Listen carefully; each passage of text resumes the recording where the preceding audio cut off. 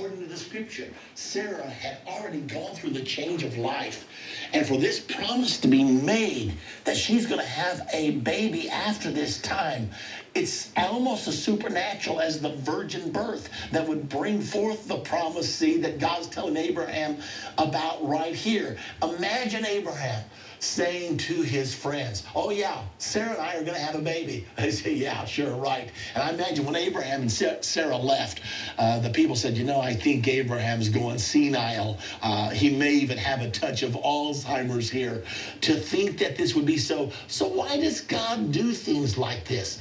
Why does God create extraordinary circumstances? It's to get our attention, to make us realize that his plan is in progress, that he is doing something in the earth. Well, here's what actually happened. Sure enough, Sarah became pregnant. The baby was born, and they called him Isaac.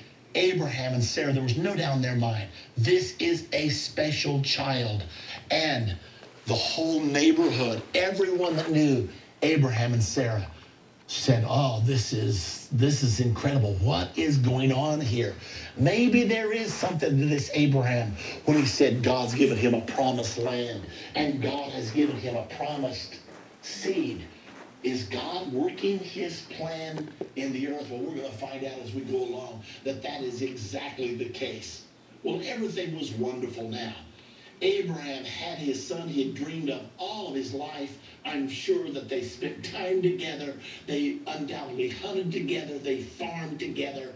And everything was going wonderful as this relationship developed and Abraham continued to walk with God. However, there came a time that God needed to test Abraham. If he's going to make him the pivot of human history, the father of the physical people of God upon the earth, the Jews, the father of the spiritual people of God upon the earth, the church, he's got to make sure where Abraham really stands in his loyalties. In Genesis chapter 22, verse 1, watch what happened. And it came to pass after these things that God did tempt Abraham and said unto him, Abraham. And he said, behold, here I am. And he said, take now thy son, thine only son Isaac, whom thou lovest, and get thee into the land of Moriah. He tells him exactly where to go. And offer him there for a burnt offering upon one of the mountains, not any mountain, but one of the mountains which I will tell thee of.